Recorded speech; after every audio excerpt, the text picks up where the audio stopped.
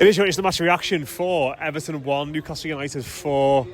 Echoes of that very, very bad result a few years ago when Alexander Isak danced down the touchline past a few of our players at Goodison Park, but this time it's Hill Dickinson Stadium. And yeah, I've got Keith, Foxy and Matt with me. Keith, like after Monday, I was coming today thinking like there's no way I'm going to walk out that ground really pissed off of Everton today, and I am absolutely fuming with all of them. I can't even find it in myself to be fuming. It was a thing that happened, and it was, do you know what? As soon as they announced their team and we saw that Ramsdale was starting and John Ruddy was on the bench, I was convinced we wouldn't score in a month of Sundays there. We did score. Like, I know we scored, but it's kind of irrelevant. Yeah. Like, I knew the bad thing was going to happen. As soon as we got excited about Aaron Ramsdale coming to Goodison or Bramley Moor or whatever, it was always going to happen. I think, like you touched on there before we've come on air here, that first minute was something, wasn't it? It was certainly something. How we kicked off and they scored in 55 seconds. And we should have scored before that as well. Like, that's pretty impressive going. Just back to front to back, shite, goal. We're 1-0 down. But then, the weird thing is, right, after that goal, the first 15, 20 minutes, I thought we played them off the park. I thought we were brilliant. We passed the ball about. We were really good, very incisive, created a few chances. Never got that. And this is going back to what I said before Monday. This is like our problem is working the ball to the edge of the box and then not having that nous, that decisiveness to have a pop, just have a goal, see what happens from it. It's early on in the game. It's the first couple of minutes. Get a shot away, see what comes of it. And they don't do that. They're constantly looking to recycle, cut back and play it across and switch side to side. The stat I'd love to know, and I'm gonna tap Mick Greenall up about this, is who is the league leader in passes of zero consequence? Because it has to be Everton. XG. It has to be Everton by a distance. Like, those passes, it's essentially the Simpsons sketch, isn't it? Half-back passes to centre, back to half-back, centre holds it. That's Everton. That's what we do. And I just want to see a bit more cut and thrust about them. Like, we've got in Dewsbury Hall, Grealish and Ndiaye, 3 very good strikers of a football. Have a ping, like, get a shot away and see what comes of it. And it took Michael Keane with his big Mick energy to have our first actual shot on goal. By the way, if that doesn't get deflected, that's ending up in Bootle. Like, he's going in. The power on that. Oh yeah, no, it's going through the net, through the north stand, through the shit factory, and all the way up the road. Like, I've never seen a ball hit better than that. It was beautiful. Unfortunately, he deflects away. And then after that 20 minutes, I think that the turning point for me was we were on top. We had that little spell of dominance. They couldn't get a foot on the ball. And then we had that ridiculous decision for a throw-in where Grealish has kicked it off the fullback's legs and they've given it to them. And then one of their lads has had to lie down because he's got cramp 10 minutes in and needs to have a little stretch and a rub on his legs and stuff. And after that, we didn't kick a fucking ball. I don't think we did anything in anger after that until the point where I left, which was the fourth horseman of the apocalypse. Yeah. Foxy, how are you feeling after that, mate? I mean, a lot to pick through there, but just individual mistakes all day, really, wasn't it? Keith saying there about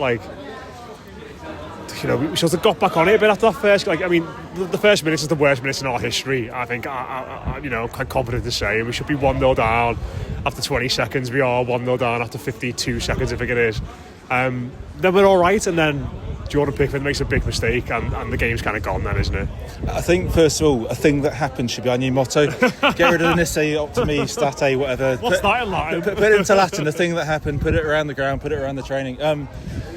Yeah, I kind of echo some of the Keith stuff. It just felt as though, and I'm a bit worried about us defending corners now, because that Tottenham game we let a couple in, and then we can see two centre-backs in the last 3 games at home have scored braces against us. It's not a good feeling. And then even then I thought, okay, conceded in the first minute, we'll get back into it, because Everton at home recently been pretty decent, but we never really got on it.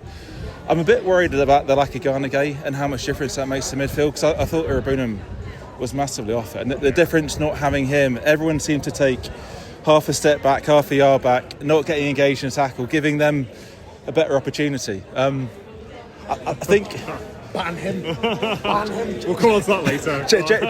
Generally as well with Everton, when we're good, we kind of go our attacking players, the opportunities like the Grealishes, the Dewsbury Hall, the Ndiays, and when we're bad, we just look awful, don't we? And there's kind of nothing really in between for us right now. So yeah, I don't know. Going into the game, I felt confident.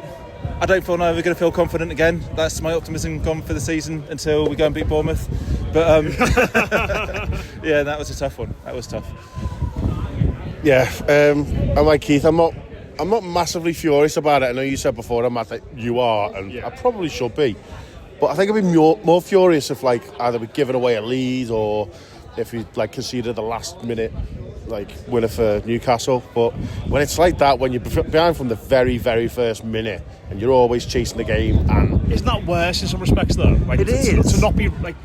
To be sitting there on 45 seconds thinking, bloody hell, we're lucky not to be 1-0 down here is mad. But that's when my brain kicks in and just thinks it's not funny. Maybe it's a defence mechanism, a coping mechanism, and I just completely switch off and just start laughing, because it's happened so many times. It's not really worth the energy of getting really bent out of shape about it. And I've got to give credit to Newcastle. They had our number tactically. The high defensive line they played, we had no idea what to do with it at all, because we're after obviously lumping the ball into the corners or over to the striker and trying to run in behind or beat an offside trap. It wasn't even an offside trap. They just camped on the halfway line and said, do your worst, and we didn't even really try. I agree about the sort of ponderous attack. I think it was summed up by the one where Grealish completely sends the fullback for the echo, and then he plays a very nice pass to Dewsbury Hall, but he's just looking for Dewsbury Hall just to poke it into the near post, and it was the easiest chance in the world for a centre half to just stick his foot in front and go no.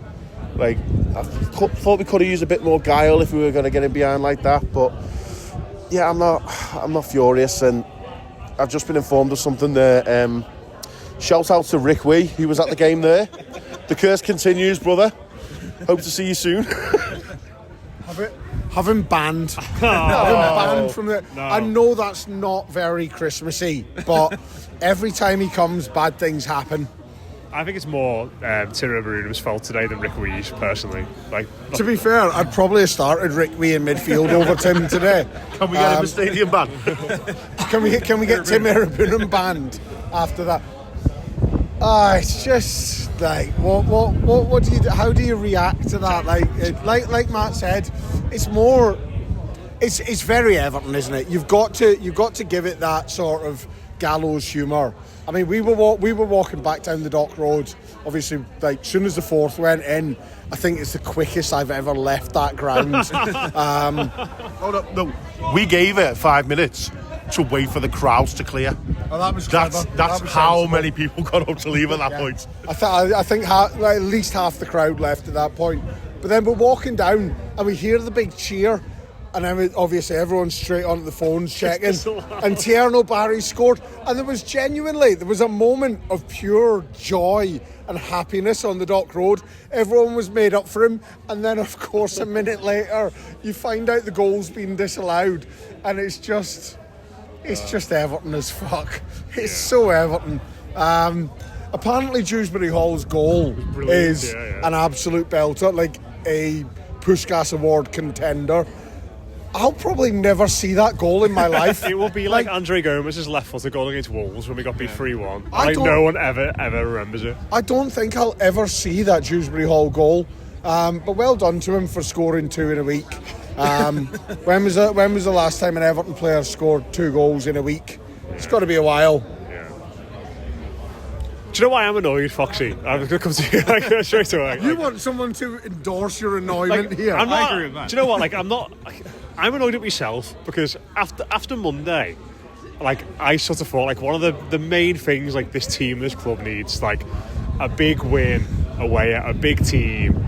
United are obviously dreadful, but going there and winning, I thought this is the transformative sort of thing we need, and not necessarily either side of that thing's going to be different and we're going to all of a sudden become an amazing team, but they'll get belief from it, they'll be more solid, they'll be more consistent, it will show them they can go there to these sorts of teams and play against these sorts of teams and hold their own, which they did really well with 10 men for a long time on Monday. And then just stepping back from the game a second, this is going to sound like a ridiculous question, but are we just going to be quite shit forever? Yes.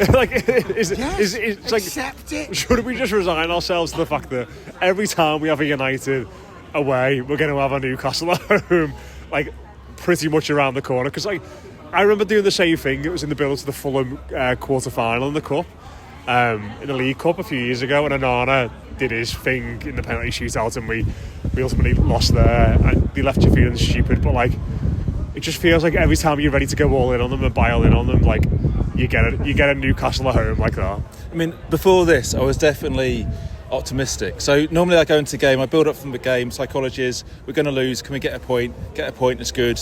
General thought process. For this one in the week, a sort of point's not bad. Closest to the game was going, Irabunam, Garner midfield, good powerhouse in the middle next to Garner gate. So next to James Garner, work well, good attacking players. I saw Les in the Win Factory before, we're going to win this 3-0, really confident, and I am never confident. Yeah. So I think you're right. I don't think for Everton we're ever far away from a bad thing. I was saying to Ben as we walked down here that I want to apologise for him being an Evertonian, because that's entirely my fault. He could have supported a much nicer team in this and enjoyed it. But imagine if you're a City fan and you're used to winning. And occasionally, that must be amazing. How good was Monday though? Monday was great just to win a game none of us thought we were going to, and then inevitably we get a game like this straight afterwards. So thinking about 21 points and kind of pushing on for top 7, and maybe we don't really need Garner Gay that much, we'll be fine. I am now. So I heard a rumour that the lads have been celebrating in Chinatown all week. So, what does Monday mean? Does it still mean loads or nothing? Or right now, it's further away from relegation. I'm now worried about the Leeds game. I go up and down like a yo-yo with where Everton are and the teams I look at. So before Monday, I was looking at bottom 3, what we're close to. Post Monday, I'm looking at the teams above. Now I'm kind of somewhere in between. I don't know. Same question to you, Matt. Are we going to be crap forever? I don't think we're crap, and I don't think we're going to be crap forever. But we'll be ridiculous forever. I think. Exactly. I think even if the Freakins invest money really wisely, and we somehow put together a team that's challenging at the very, very top, I think we'll still make Arsenal look like prime Barcelona in terms of fucking it up at the most obvious but somehow least expected moments. I think we're always just going to be a ridiculous institution, and we should kind of embrace it. But do we actually want to win stuff? That's my question. Is that mediocre? Every so often good, every so often kind of getting a nice thing. I often think in life generally, the bad days make the good team better. Yeah. So with Everton, I think a lot of bad days, when we have a good day, it seems that much more. When we finally win something, we win a cup, how good is that going to feel? Much more so than most other teams going to win on a regular basis. Bring back Rumbelows, we'll go and win that. Just go and win a thing with some silverware. Give us a trophy. If we go and play in the Asia Cup in the summer and we win something, that'd be amazing. We can celebrate for months. We are the reigning and forever holders of the Roar Against Racism Cup. So nice. I think they will never sing that, right? No one will ever sing that because they've disbanded the competition. I think the problem is, right, there's no more racism in Australia. all of us here are of a similar vintage. I've got a couple of years on everyone else here, but we're all sort of mid to late 30s, early 40s, right? The problem is we are spoiled by the fact that the generation before us, our fathers, watched Everton like stampede across the globe, be the best football club in the world, and we've got this. And we've sort of always had that expectation that Everton should be doing more than they do. Why? Like, what God-given right do Everton have to win things? Absolutely none. We've got no more right to be successful than a Crystal Palace, a Notts Forest, Newcastle. And Newcastle. They want something. Yeah. Like, we've no, like, and until the fan base as a whole, but the club as well, shed that image of, oh yeah, we're like the fourth most, well, probably the fifth most successful English club of all time. Don't fucking matter if you do that 40 years ago. You've got to completely like do over the mentality of the club and go, right, if we want to win things, we're going to have to fight for it. We're going to have to fight tooth and nail to win a trophy. And things like going out in the third round of the League Cup with half a team because you've got a game 8 days later and you want to protect players, and you're playing the team at the bottom of the table who hadn't won a game all season at that Still point. not won in the league. Pathetic, absolutely pathetic mindset from Everton, right? That is probably the biggest chance Everton have of winning the cup, winning a trophy. We're not going to win the league, right? Unless some sort of journalist murdering ethno-petro state takes over the club and we can throw multi-billion pounds at footballers, we're not going to win the league in any of our lifetimes, right? Leicester City was a freak sort of situation, and like the less said about how juiced to the eyeballs they were, the better. But in the immediate aftermath of that, they've brought in obviously all this financial fair play, and it's a handicap on anyone with ambition to get to that top table, right? So you've got the League Cup and the FA Cup every season. You've got two shots at one nice day out for 30 to 40,000 of your fans, and lifting a bit of tin and having a jolly old day out in London and thingy, right? We've got one shot left this season. So for me, it's like Everton aren't going to go down this year. I think we're good. We're in a good enough position that we will be comfortably mid-table at the end of the season. That FA Cup is everything now, isn't it? Like, for this season, to come out of this season with anything massively positive, that's everything. So let's just fuck it off till January, see who we get in the draw, probably be like City away or something, and then knock it on the head till May. Just as a quick addendum to what Keith said there about not living in like the shadow of 40 years ago, I think there is a lot of that around the club at the moment, because if you look at the fit out of the stadium, the branding that like our pal's masterminded, he knows who he is, and there were some people whinging that there wasn't a trophy cabinet in there, but I think it's been a deliberate decision on the part of the club to not stick loads of photos of the 85 team lifting stuff and that, not to put a trophy cabinet in there full of replica trophies of stuff that we won when my dad was 12 years younger than I am now. I think the message is to the players, you fill the trophy cabinet, you make the history, you make the pictures, you do all that, because it's their ground, it's not the ground of the players from 40 years ago. And I've heard that team actually say that as well. It's like that place up there, that freezing cold place, which somehow I got rained on in the upper south stands. I hope it's rain. Well, yeah, it somehow got rained on. That place up there is not the Everton of 40 years ago. That's not the ground for them, that's the ground for this lot. And it's up to them to fill it with the memories and the glories that a lot of our fans feel that we deserve. Okay, deserve, we do. Expect, by rights, I disagree with that, I've said that before, but it's up to these players to do that. Yeah, I mean, we are diverging massively from There's nothing much else to say about the match, is there? Like, I don't think any of that stuff matters, really. Like, I think it's all about the culture of the club and the quality of the players you bring in. Like, ultimately, I think they're the main, like, what did Martinez do? He left an empty frame at the top of the stairs to fill. I mean, that sort of stuff just makes my skin crawl. Really, it's like It's cringe. Is that a shoe cabinet or something? yeah, buy good players. There's 3 empty like, envelopes. All right, if we want to talk about the match today, and we want to talk about like where Everton are going as a club, look at the fullbacks. Right, how long have we? How long have we needed a right back? Right. Well, we could have had that one. Season after season after season, we haven't signed a right back. And you've now got 36, 37-year-old Seamus Coleman, who lasted 8 minutes on Monday night. As soon as you put Jake O'Brien to right back, and you've got to do that because you can't put Garner there now because we've run out of centre mids because they're all injured or suspended, right? Very good. Or not very good, right? As soon as you put Jake O'Brien at right back, you are at risk of a winger with any sort of pace. Not even a very good winger, like a pacey winger, will take him all day long because he's not quick. He looks like he should be in Mordor. He's 6'12". He's a centre half. He can't sprint. He's not going to chase down a nippy winger.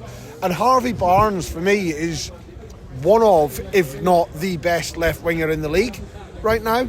And he had him on toast all day. Now, the fact that every time the ball went out to Harvey Barnes and he had 20 yards of space was certainly a choice. He was terrified to get near him, because you just get knocked the ball get knocked out of him and he'd go. But then that's maybe that's also on Ndai a bit, has to get back and help him out. You look how Newcastle went down there right at Mikalenko. Grealish doesn't track back. Grealish has got like a 10-yard sphere of influence on the left touchline that he's loath to leave at any point. So he waits there till he gets the ball. His defensive work is non-existent. I mean, tell you what, they are brave. They are very, very brave. We're not talking about Everton's players at all here, by the way. No, there's some sort of hen party or Christmas do just gone by, and they're not wrapped up for the elements. Mikalenko was exposed time and time again today. And then a couple of times, Irabunum shifted out to try and help him, and then just sort of stood there, didn't follow a runner, didn't track the ball. The ball's breaking into space, and he just watches it bounce and sees where it's going to go. And I think we've had how many transfer windows have we had where we've known that we need to address the fullbacks and just haven't done it. And that's a failing on the club. Whether or not it's David Moyes that's making the decisions this summer, it's a failing going back to last winter of Sean Dyche and the summer before on Sean Dyche. It's a failure you can track all the way back to that fat Spanish idiot that came in. I know a lot of people had issues with Lucadine, but he was a competent left back. He also turned down Livramento when Brands put it forward. And signed Nathan Patterson, and look how that's worked out. So, where is he, by the way? I think he's in Lemon and Lime getting a donor. Big fat idiot that he is. It's just... are they going to address it in January? Probably not. I can't see that they do. Moyes stopped giving injury updates about him, hasn't he? It's like Moyes says, was it Roland Branthwaite are the only injury absentees?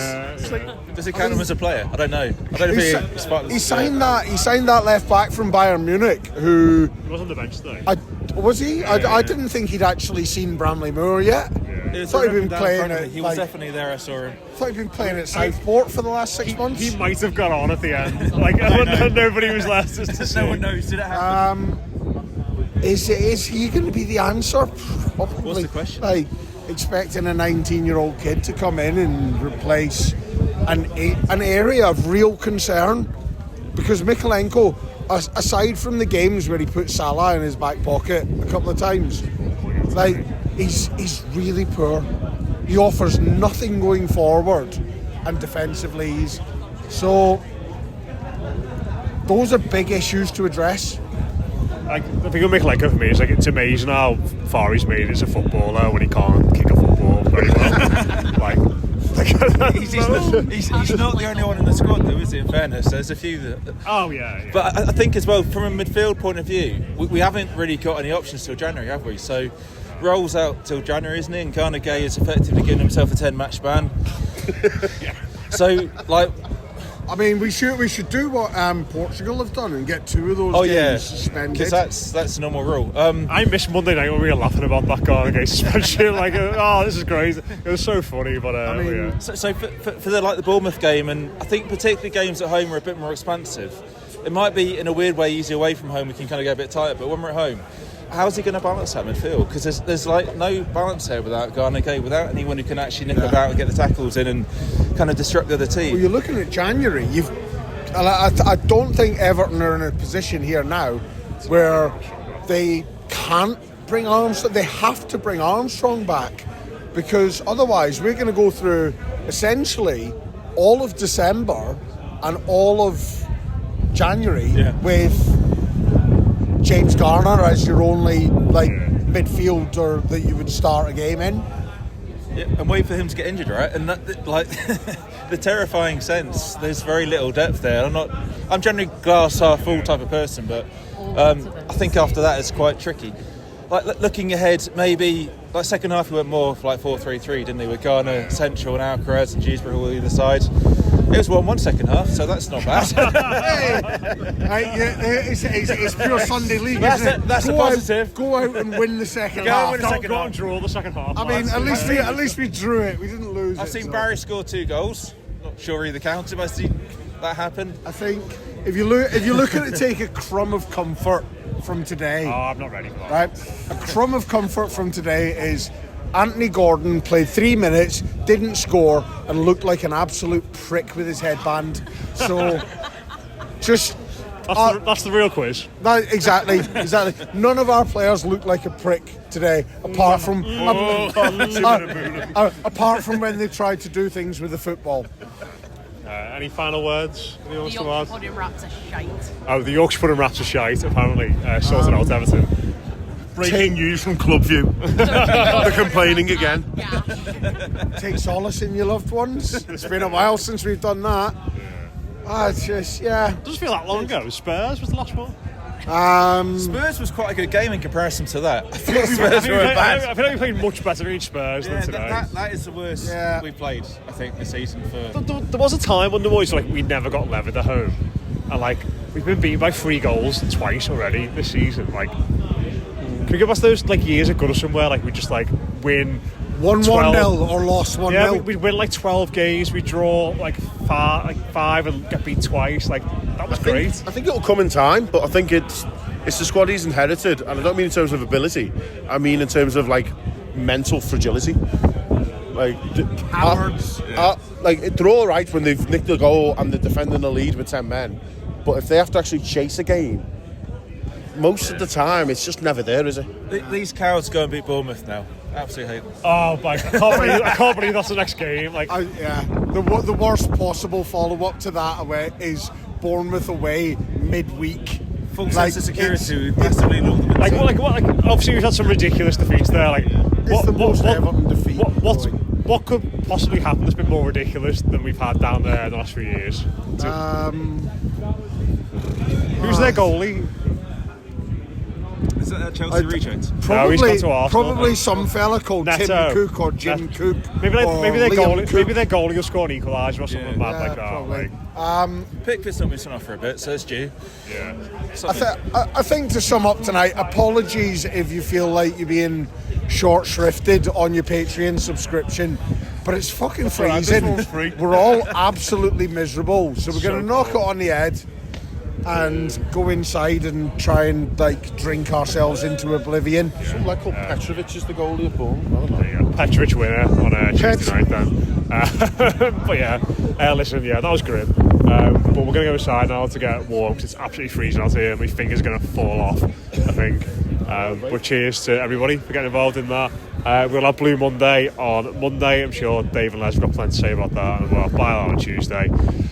Yeah, looking back at that, looking ahead to Bournemouth, but yeah, that is it from us. I'll try to get Newcastle up the top of the East. We'll catch you again soon.